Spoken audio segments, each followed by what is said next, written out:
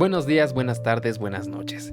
Mi nombre es Fernando Gutiérrez y tengo el placer de darles nuevamente la bienvenida a La Raíz del Bienestar, un podcast que presenta Árbol de la Vida, institución de asistencia privada, un lugar donde brindamos ayuda psicológica con distintas especialidades y donde también contamos con psiquiatría, odontología, así como servicios de nutriología, masoterapia y otros talleres. Este espacio está dedicado a que juntos descubramos, conozcamos, aprendamos sobre temas que son comunes y útiles para todos nosotros, y también podamos encontrar respuestas a nuestras inquietudes o, en dado caso, hallar una guía para mejorar nuestro estilo de vida.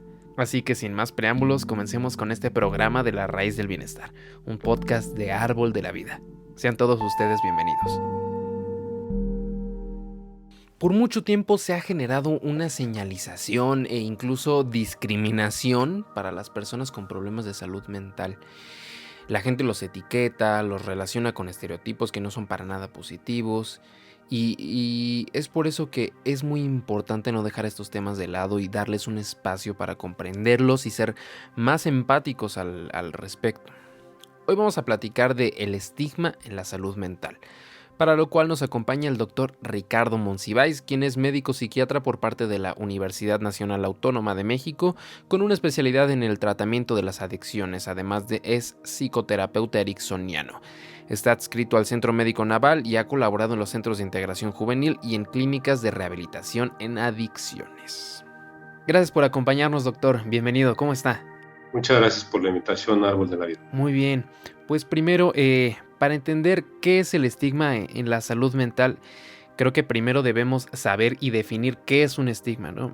Podemos pensar desde luego en aspectos hasta religiosos, pero esta palabra también tiene una connotación social que es en la que nos vamos a centrar. Así que empecemos por ahí, doctor. ¿Qué es un estigma y cómo se relaciona esto con la salud mental? Sí, muchas gracias, Fer.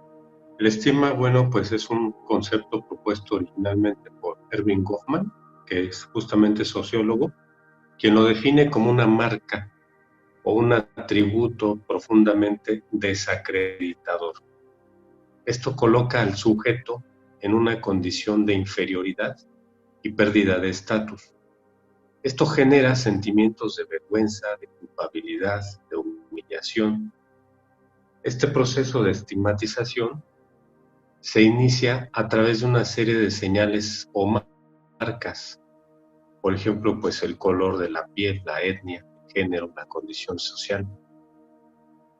Por supuesto, es un fenómeno que se conoce y se presenta en muchos ámbitos, pero especialmente en el de la salud mental, que es el campo que ha sido y sigue siendo una importante barrera.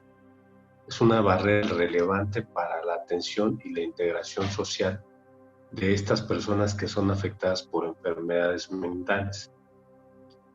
He de decirte también, he de compartir esto, que se compone de elementos cognitivos, emocionales y conductuales. Como bien lo comentabas al inicio, es un fenómeno social multidimensional, donde están estos factores interrelacionados entre sí. Ok, y ahora que tenemos este concepto de lo que es el estigma, vámonos a la otra parte. ¿Qué es la salud mental? ¿Es algo que se adoptó recientemente o es algo que lleva acompañando a la humanidad por siglos? Porque incluso pareciera que es algo muy en boga de los últimos años, ¿no? La relevancia y la visibilidad que se le ha dado, cosa que antes quizás no era tan así, había más prejuicios tal vez. Es correcto, de hace mucho tiempo y preciso no hacerlo, es una lástima no precisar hacerlo. Sin embargo, he de decirte que se ha definido la salud mental como un estado de bienestar en el cual los individuos reconocen sus habilidades y son capaces de enfrentarse con los estresores normales de la vida. Pueden trabajar de una manera productiva y fortalecer y hacer contribuciones en sus comunidades. Este concepto de salud mental, como bien lo comentabas, tiene esta parte, pero también si nos vemos en por qué es importante la salud mental. Estas cifras son recogidas de la Organización Mundial de la Salud. El pasado 10 de octubre se celebró un año más del Día Mundial de la Salud Mental y nos dicen que cerca de 100 millones de personas tienen un trastorno mental. La depresión, por su parte, es una principal causa de enfermedad y discapacidad entre adolescentes y adultos.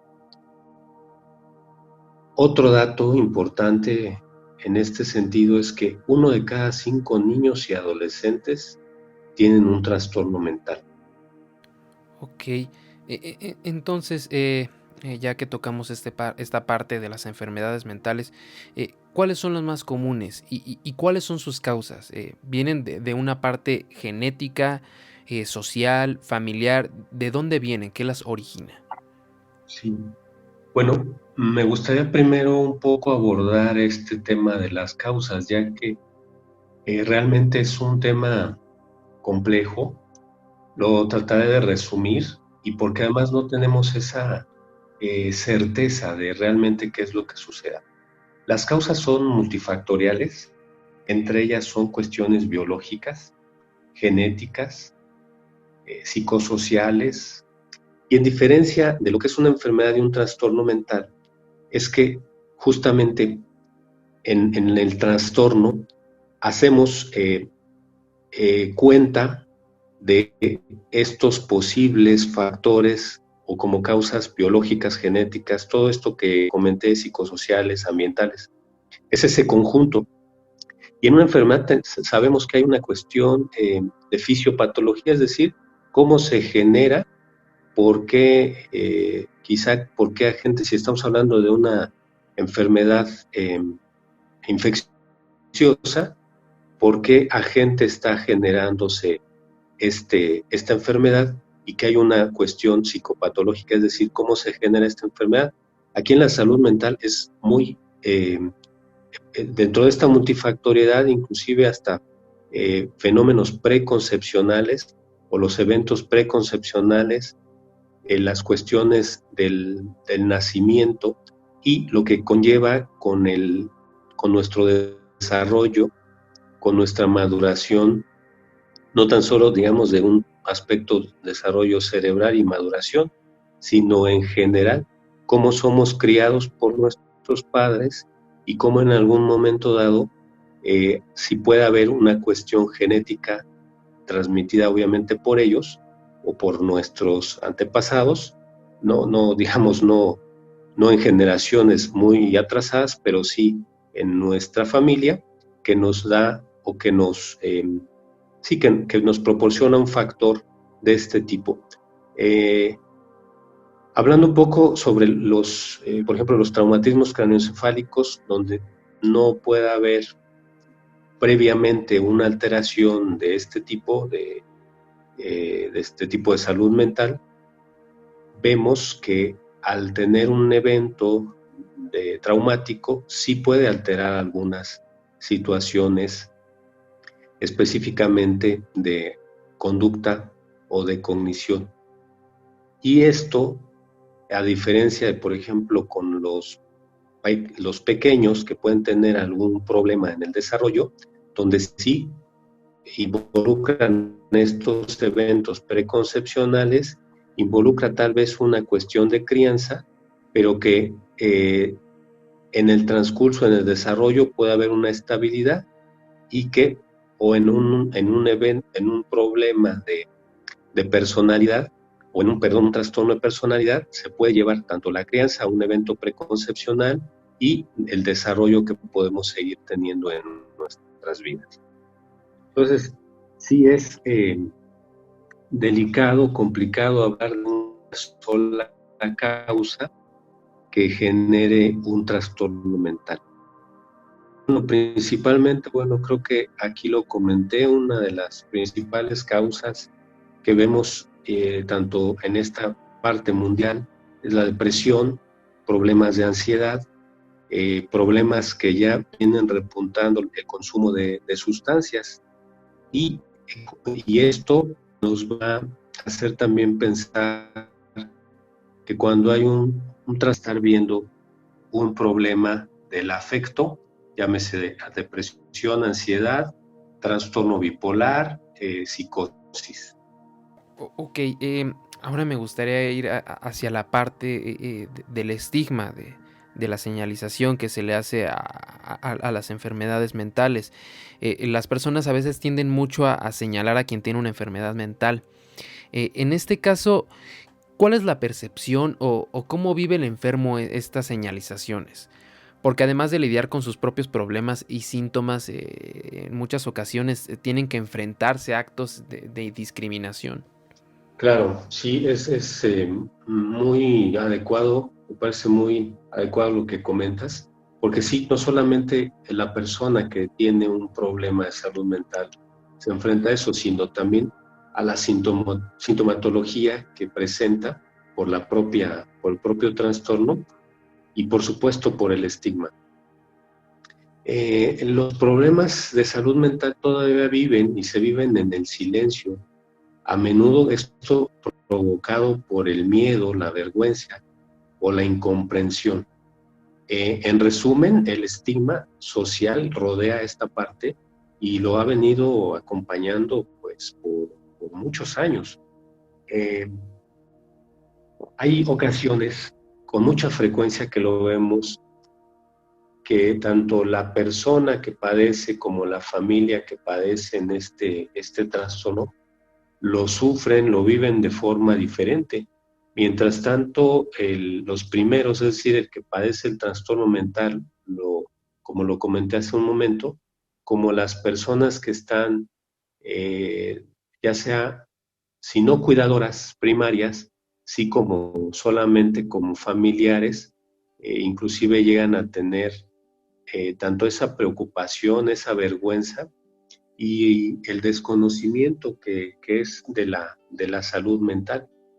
Eh, Todavía se llega a pensar que es por culpa de los papás que se llegan a tener, por ejemplo, un hijo o un familiar con algún problema de salud mental, siendo que pues no hemos visto o no atendemos a las causas y que, como se ha comentado, pues con esa multifactoriedad se tiende a no tener una claridad sobre eso y a seguirnos culpando, a seguir en cuestiones de vergüenza, de incomprensión, etcétera.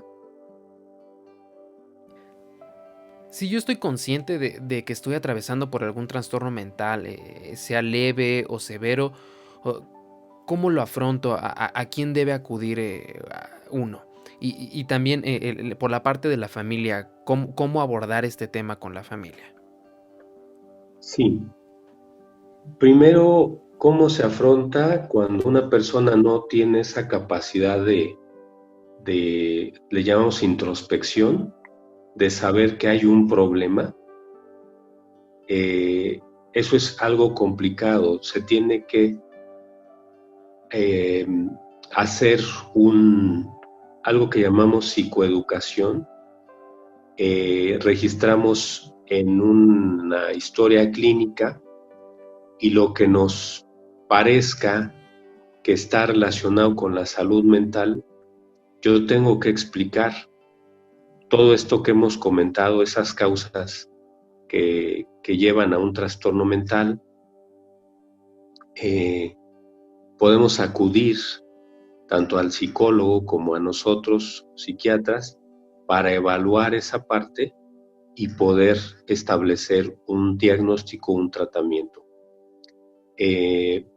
Dentro de esto, esa parte psicoeducativa, se tendrá que comentar de las posibles causas que originaron la posibilidad de ese trastorno mental, darle un nombre, darle un tratamiento y que la gente sepa, que la gente vea que pues no es una cuestión de maldad, no es una cuestión de brujería, hay veces que se piensa también, es decir, desestigmatizar esta parte teniendo como causas posibles lo que ya nos ha tocado revisar, la cuestión biológica, psicológica, social,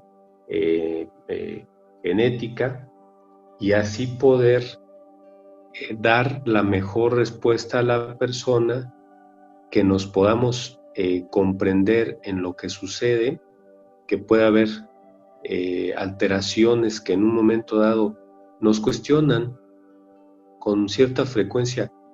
Solamente me entrevistaste, solamente preguntaste datos, pero no me hiciste un estudio, y en muchos momentos nuestro diagnóstico en un gran porcentaje, por ahí de 90-95%, es de tipo clínico, y esto hace que en otro momento pensemos sí en otras enfermedades o en otros trastornos que se tengan que hacer un diagnóstico diferencial, pero ahí sí vamos a solicitar determinados elementos diagnósticos que nos pueden en un momento dado ayudar, pero que no nos van a precisar con esa exactitud que hay en otras disciplinas médicas ese diagnóstico. Y hay veces que por eso la gente pues evita esta situación y sigue en ese malentendido de lo que es la salud mental. Cuando van o acuden con esa capacidad de querer saber y conocerse, se acepta en un mejor momento esta parte, y entonces al ir acomodando en un diagnóstico, a la persona se siente comprendida, se siente aceptada, se siente valorada, y entonces dar una mejor respuesta por parte de ambas partes, válgase la redundancia, tanto el médico como el consultante. En esta parte del diagnóstico, ¿en qué punto se da cuenta uno que es necesario buscar ayuda? ¿Cómo me doy cuenta de que probablemente existe una enfermedad mental? Puedo ser yo, puede ser un familiar, un amigo, un ser querido. ¿Y cuál es la ayuda que se debe buscar en este caso? ¿Debemos empezar por la psicología o irnos quizás ya a la psiquiatría o ir a una clínica? ¿Por dónde nos vamos? Sí, mira, Fer,